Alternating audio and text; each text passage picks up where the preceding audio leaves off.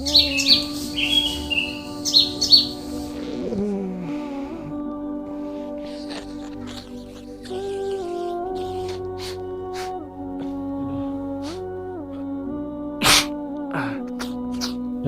kebiasaan nih. Bangun tidur pasti hidung mampet. Kayak mau pilek. Oh iya, kemarin nonton SBA, Sehat Bersama Toba di MHO TV. Kayak lagi ada produk baru dah. Buat dipakai buat pilek nih.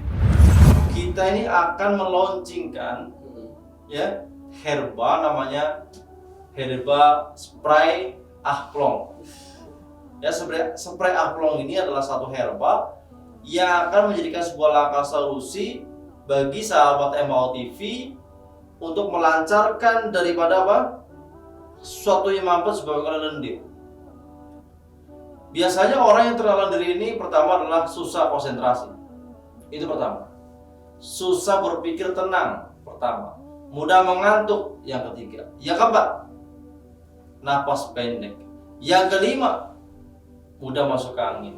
Yang keenam, mudah lupa. Yang ketujuh, gangguan wilayah lutut. Yang kedelapan, gangguan kesemutan. Yang kesembilan, kram. Iya, ini produknya.